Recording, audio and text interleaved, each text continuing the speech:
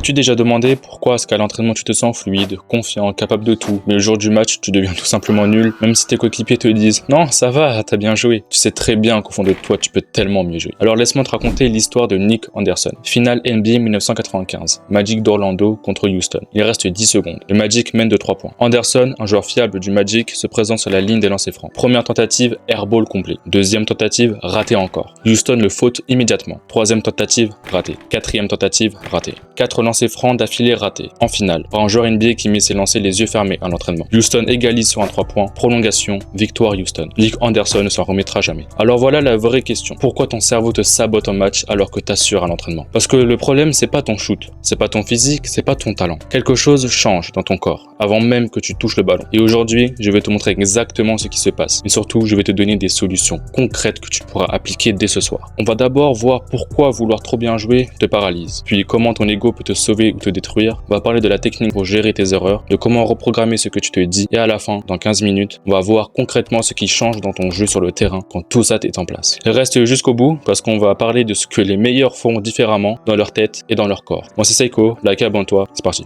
Chapitre 1. Pourquoi vouloir trop bien jouer te paralyse. Première erreur mentale, vouloir trop bien jouer. Je sais ce que tu te dis. Évidemment, je veux bien jouer. C'est quoi le problème? Le problème, c'est que ton cerveau ne fait pas la différence entre je veux bien jouer, je dois absolument bien jouer, sinon je suis fini. Et dès que tu passes en mode je dois, ton système nerveux s'active comme si un prédateur te fonçait dessus. Voici ce qui se passe dans ton corps en ce moment. Ton amygdale capte qu'il y a un enjeu important. Elle envoie un signal d'alerte, tes glandes surrénales libèrent du cortisol et de l'adrénaline. En quelques secondes, ton rythme cardiaque explose, ta respiration s'accélère, ton système digestif se coupe. Et voici le truc que personne ne te dit. Ta vision se rétrécit physiquement. Tu passes en vision tunnel. Ton coach peut voir ça sur ton visage avant même que tu rates. Tu vois plus le joueur démarqué sur le côté, tu rates des passes évidentes, tes gestes deviennent rigides, tes décisions ralentissent, tu forces tout. Tu n'es plus dans le jeu, tu es dans la survie. Alors maintenant, laisse-moi te donner 3 solutions concrètes pour inverser ça immédiatement. Solution 1, élargis physiquement ton regard. Avant le match, pendant l'échauffement ou alors pendant la pause, fais cet exercice simple. Regarde droit devant toi sans bouger les yeux. Essaie de voir ce qui se passe sur les côtés. Active ta vision périphérique. Fais ça pendant 30 secondes. Quand tu élargis ta vision, tu envoies un signal direct à ton système nerveux. Pas de danger,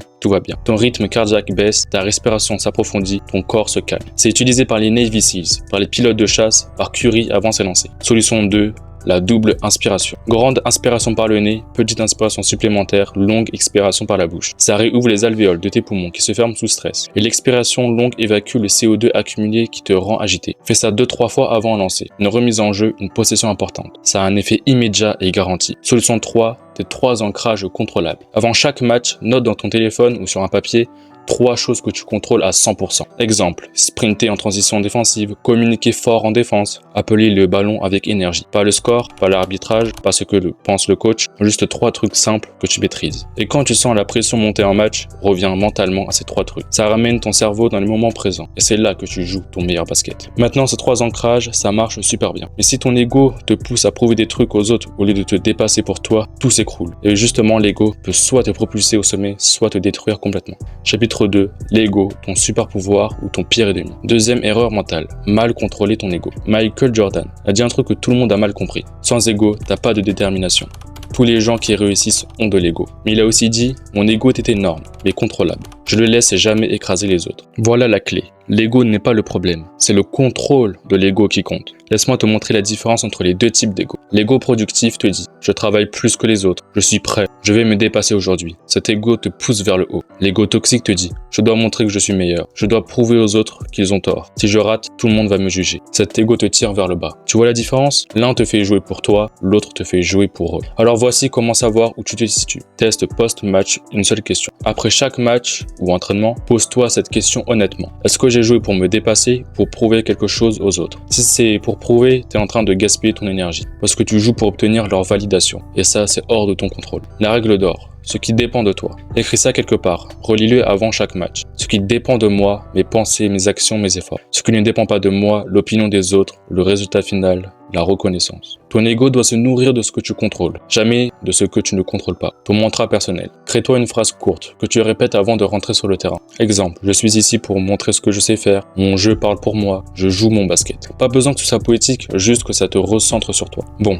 maintenant que ton ego est sous contrôle, il reste un piège énorme. Parce que même avec le meilleur mental du monde, si tu gères mal tes erreurs, tout part en vrille. Je vais te montrer littéralement comment une seule erreur peut te faire perdre un match entier si tu restes bloqué dessus. Chapitre 3. Comment une erreur devient 10 erreurs. Troisième erreur mentale. Rester bloqué sur tes erreurs. Laisse-moi te poser une question. Combien de temps tu restes bloqué mentalement sur une erreur que tu viens de faire? 5 secondes, 10 secondes, 1 minute, toute la possession. Voici ce qui se passe neurologiquement quand tu fais une erreur. Ton cortex préfrontal essaie d'analyser ce qui s'est passé. Pendant ce temps, le jeu continue. Mais toi, mentalement, t'es encore 3 possessions en arrière. Résultat, ton cerveau fonctionne en mode analyse au lieu de fonctionner en mode action. Et pendant que t'analyses, tu rates la passe ouverte. Tu te fais prendre en défense et tu fais une autre erreur. Une étude de 2018 sur des athlètes de haut niveau a montré quelque chose de fou. Les joueurs qui récupèrent en moins de 5 secondes maintiennent leur niveau. Ceux qui restent bloqués plus de 10 secondes voient leur performance chuter de 40%. Alors comment récupérer en moins de 5 secondes? La règle des 5 secondes. Dès que tu fais une erreur, tu as 5 secondes maximum pour 1. Reconnaître. Ok, j'ai perdu le ballon. Pas de jugement, juste un fait, un constat. 2. Ajuster. Il a lu ma passe. Je varie la prochaine. Une micro-correction, pas une analyse complète. 3. Action suivante. Je sprint en défense, tu passes à l'action immédiatement. Après ces 5 secondes, l'erreur est morte. Terminé. Tu es 100% dans le présent. Le rituel de reset physique. Maintenant, je vais te donner un truc encore plus puissant. Crée-toi un geste physique qui ferme l'erreur. Exemple, tape dans tes mains une fois, ajuster ton maillot, toucher tes baskets, ou personnellement, c'est sourire un bon coup. Ça peut paraître con, mais c'est révolutionnaire. Pourquoi? Parce que ça crée une coupure mentale entre l'erreur et l'action suivante. Ton cerveau associe ce geste à « on passe à autre chose ». Les meilleurs joueurs du monde font tous ça. Regarde Giannis après un lancer raté, regarde LeBron après une paire de balles. Ils ont tous un rituel de reset. D'accord, donc tu sais maintenant comment gérer l'erreur en moins de 5 secondes. Mais il y a quelque chose de plus profond. Parce que tout ça, ça repose sur une fondation invisible, la façon dont tu te parles à toi-même. Et si cette fondation est pourrie, rien d'autre ne marche. Chapitre 4, ton dialogue intérieur crée ta réalité. Quatrième erreur mentale, ne pas surveiller tes pensées. Laisse-moi te poser une question brutale. Si je pouvais écouter tes pensées pendant un match, qu'est-ce que j'entendrais? Je suis nul, j'aurai toujours les moments importants. Putain, pourquoi est-ce que j'ai pas mis ce lay-up? Le coach va me sortir. Kobe Bryant se parlait à voix haute pendant les matchs. Les caméras l'ont capté des centaines de fois. Gotcha. Putain, quel joueur Kobe. Si tu passes ta semaine à te parler comme ça, devine ce que ton cerveau va faire. Le jour du match, il va chercher à confirmer ses croyances. C'est ce qu'on appelle le biais de confirmation. Ton cerveau filtre la réalité pour te prouver que tu as raison. Une étude de l'université de Stanford en 2019 a montré quelque chose de dingue. Les athlètes qui pratiquent le recadrage cognitif améliorent leur performance de 23% en moyenne. Le recadrage cognitif, c'est transformer tes pensées automatiques négatives en pensées productives. Protocole en 3 étapes. Étape 1, prends conscience. Pendant seulement 3 jours, après chaque entraînement ou match, note dans ton téléphone 3 pensées négatives que tu as eues, 3 pensées positives que tu as eues. Juste observer, pas juger, juste noter. Étape 2, reformule systématiquement. Maintenant, tu vas reformuler chaque pensée négative. Au lieu de « je rate toujours mes tirs importants », dis plutôt « mes meilleurs tirs sont toujours devant moi ». Au lieu de « je suis trop lent », je travaille ma vitesse chaque jour. Au lieu de « le coach va me sortir », je donne tout pour rester sur le terrain. Tu vois la différence? C'est pas de la pensée positive débile, c'est du recadrage mental. Étape 3, ancre avec des mantras. Maintenant, choisis 2 phrases courtes que tu vas répéter avant et pendant les matchs. Exemple, un ballon à la fois, je contrôle ce que je contrôle, je joue mon jeu. Répète-les à l'échauffement, répète-les dans les temps morts, ancre-les dans ton cerveau. Ta performance n'est pas déterminée par ce qui t'arrive, elle est déterminée par ce que tu te dis sur ce qui t'arrive. Maintenant, il y a une pensée en particulier qui sabote tout, une pensée vicieuse que parce que tout le monde a avant un tir important. Je vais te montrer pourquoi cette pensée garantit pratiquement que tu vas foirer. Chapitre 5, pourquoi penser je ne veux pas rater, garantit que tu rates. 5e erreur mentale, penser à ce que tu ne veux pas. Je vais te donner une expérience classique en psychologie. Si je te dis ne pense pas à un éléphant rose, à quoi tu penses maintenant?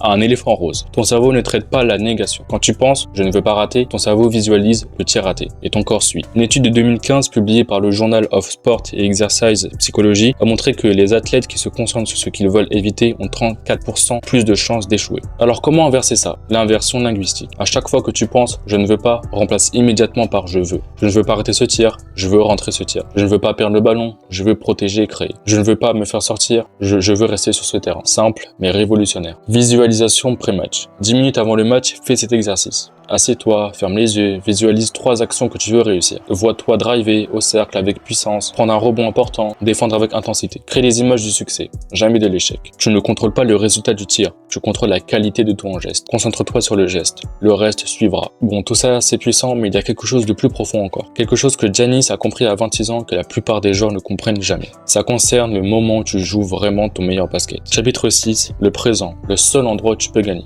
6e leçon, rester dans le présent. Giannis Antetokounmpo a dit quelque chose. Quand tu penses au passé, c'est ton ego. Quand tu penses au futur, c'est ton orgueil. Et quand tu restes dans le présent, c'est l'humilité. L'humilité, c'est pas se diminuer, c'est juste être ici. Maintenant, pas dans l'erreur d'avant, pas dans le score final. Ici. Il y a un moment dans chaque match où tu sens que tu ne peux pas rater, où le temps ralentit, où les décisions deviennent instinctives, où le jeu devient facile. C'est ce qu'on appelle le flow, cet état où tu es totalement absorbé par l'action présente. Mais pour atteindre le flow, il faut une chose, être totalement dans le présent. Pendant le match, concentre-toi sur un stimulus physique, le son du ballon qui rebondit, la sensation de tes pieds sur le parquet, le poids du ballon dans tes mains. Dès que ton esprit dérive vers l'erreur d'avant ou le score final, ramène ton attention sur cet ancrage sensoriel. La respiration de recentrage. En temps mort ou quand tu veux, fais ça. 3 respirations profondes. À chaque expiration, dis mentalement: je suis présent, ici et maintenant. Ça ramène ton cerveau dans le présent. Tu ne peux pas jouer le match de demain, tu peux jouer seulement celui d'aujourd'hui. En fait, tu peux jouer seulement la possession de maintenant. Maintenant, laisse-moi te montrer quelque chose. Parce qu'on a parlé de ce qui se passe dans ta tête, ça peut être ambigu, voire même cringe, mais concrètement, qu'est-ce qui change dans ton jeu quand tu appliques tout ça? Il y a 3 choses que les meilleurs font différemment et ça se voit dans leurs stats, ça se voit dans leur corps. Chapitre 7, ce qui change dans ton rythme. Je suis sûr et certain que tu connais cette sensation. Le défenseur est sur toi, tu sens la pression et tout s'accélère dans ta tête. Tu dribbles plus vite, tu cherches l'action immédiate, tu veux te débarrasser du ballon. Mais regarde Luka Doncic, dans les dernières minutes d'un match, il fait exactement l'inverse. Il est ralenti, pas physiquement, intérieurement. Il laisse le défenseur s'approcher, il attend, il garde le ballon une seconde de plus, une seconde qui ressemble à une éternité. Cette seconde, elle fait tout. Parce que pendant que le défenseur s'engage, lui, il observe. Il lit le corps de son vis-à-vis, le poids sur quel pied, l'épaule qui tourne, l'ouverture qui va se créer. Et quand il attaque, c'est pas en réaction, c'est en contrôle. Alors voici ce que tu vas faire dès ton prochain match. Quand tu reçois le ballon dans une situation de pression, compte mentalement jusqu'à 2. Pas à voix haute, juste dans ta tête. 1, 2. Pendant ces 2 secondes, tu fais rien d'autre que regarder. Tu cherches pas l'action parfaite, tu cherches juste l'espace. Où il est, où il va être, même potentiellement une passe. Le défenseur va bouger. Il bouge toujours. C'est leur job de bouger. Ton job à toi, c'est d'attendre qu'il bouge, puis d'occuper l'espace qu'il vient de quitter. C'est cette patience d'une seconde, elle te donne une longueur d'avance sur tout le match. Regarde Kawhi Leonard en playoff. Il dribble 2 fois maximum avant de décider, parce qu'il a déjà lu le défenseur avant de toucher le ballon. La vitesse, c'est pas dans tes jambes, c'est dans ta lecture. La lecture, elle demande du temps. Pas beaucoup, juste assez pour voir. Maintenant, une fois que tu as ce rythme, il y a quelque chose d'encore plus puissant. Parce que ralentir, c'est bien, mais savoir quoi faire avec cette seconde, c'est ce qui change tout. Chapitre 8, ce qui change dans tes décisions. Il y a un truc que personne te dit sur les grands matchs. Les meilleurs joueurs font moins de choses, pas plus. Tu regardes des highlights de playoffs, tu vois les actions spectaculaires, mais regarde le match complet. Tu verras quelque chose de différent. Chris Paul en match 7, il fait pas 20 types de passes différentes. Il fait la même passe, encore et encore. Celle qui marche, celle qu'il maîtrise, celle qui met son équipe en position de scoreur. C'est pas sexy, c'est efficace. Parce qu'en match important, ton cerveau a pas la bande passante pour 10 options. Il en a pour 2, 3 maximum. Alors avant le match, tu choisis tes 2 actions. Celle que tu sais faire, les yeux fermés. Si t'es un shooter, c'est ton catch and shoot et ton tir en sortie d'écran. Si t'es un slasher, c'est ton drive, main forte et ta finition en reverse. Si t'es un playmaker, c'est ta passe main à main ou ta pénétration pour créer. 2 actions, pas 10. Et pendant le match, tu cherches uniquement ces 2 actions. Tu forces rien d'autre. Tu inventes rien. Tu joues ce que tu maîtrises. Regarde Klay Thompson en Game 6. Il prend pas des tirs qu'il n'a jamais travaillé. Il prend son tir. 37 points, le même mouvement 20 fois. Parce que sous pression, le bon choix, c'est pas le choix parfait. C'est le choix simple. Le choix que ton corps connaît tellement bien qu'il le fait sans réfléchir. Et quand tu reçois le ballon, tu te poses une seule question. Est-ce que c'est mon action? Si oui, tu y vas. Sinon, tu passes. C'est tout. Pas de calcul, pas d'hésitation, juste une lecture et une décision. Regarde Jimmy Butler en finale. Il a 3 mouvements. Drive gauche, mid-range dans l'aile, post-up. Si le défenseur est petit, il fait rien d'autre. Tout le monde le sait, personne peut l'arrêter. Parce que connaître l'action, c'est pas la même chose que savoir l'arrêter. Simplifie ton jeu, réduis tes options, maîtrise 2 actions au lieu d'en essayer 10, regarde ta régularité exploser. C'est ensuite que tu pourras un peu plus t'élargir. Bon, maintenant il reste un truc, le plus important. Parce que tu auras beau avoir le bon rythme et les bonnes décisions, si tu perds cette chose en cours de match, tout s'effondre. Chapitre 9, ce qui change dans tes priorités. Alors, avant le match, tu penses à quoi? Scorer, gagner, montrer ton niveau. Pendant le match, Giannis pense à autre chose. Il pense à son équilibre. Pas l'équilibre émotionnel, l'équilibre physique. Après chaque contact, après chaque drive, après chaque rebond, il se rééquilibre. Il plante ses pieds, il redresse son buste, il repositionne ses appuis. Une seconde, juste pour retrouver sa base. Parce que le basket, c'est un sport de contact. Tu te fais bousculer toutes les 10 secondes. Si tu restes déséquilibré, tout ce qui vient après est bancal. Ton tir, ta passe, ta défense, tu joues en compensation. Alors voici ta nouvelle priorité en match. Après chaque action, avant de sprinter en transition, avant de demander le ballon, tu retrouves ton équilibre. Une seconde, pas plus. Tu sens tes pieds sur le sol. Tu redresses tes épaules, tu expires une fois et maintenant t'es prêt. Pas pour scorer, pas pour impressionner, prêt pour la prochaine action. Regarde Duncan, en 2014. Chaque possession, il se réinitialise. Il touche le ballon après une chute. Il tape dans ses mains après une erreur. Il repositionne ses pieds après un tir. Et il reste ancré. Parce que le match dure 40 minutes. Tu peux pas jouer 40 minutes en tension. Tu vas exploser. Alors au lieu de rester tendu du début à la fin, tu apprends à revenir. Revenir dans ton corps. Revenir dans tes appuis. Revenir dans le moment. C'est pas du mental, c'est physique. Mais l'effet est mental. Parce que quand ton corps est stable, ton esprit l'est aussi. C'est là que tu joues ton meilleur basket. Pas en cherchant la performance, mais en restant stable, assez longtemps pour que la performance vienne naturellement. Le match se joue dans les highlights, il se joue dans les transitions entre les actions, dans ces micro-moments où tu te réinitialises, où tu laisses la dernière action partir, où tu reviens à toi. Et c'est à ces moments-là qui font la différence entre jouer sous pression et jouer avec pression. La pression sera toujours là, mais toi tu restes équilibré, tu restes présent, tu restes dans ton jeu, et le reste suit. Maintenant, on arrive à la dernière erreur, celle qui connecte toutes les autres, celle qui, une fois comprise, libère complètement ton jeu. Chapitre 10, arrête de jouer pour eux, joue pour toi. Dernière erreur mentale, jouer pour impressionner les autres. Coach, parents, scout, public, dès que ton focus sort de toi, ton jeu se dégrade. Pourquoi ? Parce que tu dépenses ton énergie sur quelque chose que tu ne contrôles pas. LeBron a raté le tir pour gagner les finales 2013. Il est revenu la saison suivante et a dominé. Epictet dit que celui qui veut être libre n'est ni attrait ni répulsion pour rien de ce qui dépend des autres. Sinon, il sera fatalement malheureux.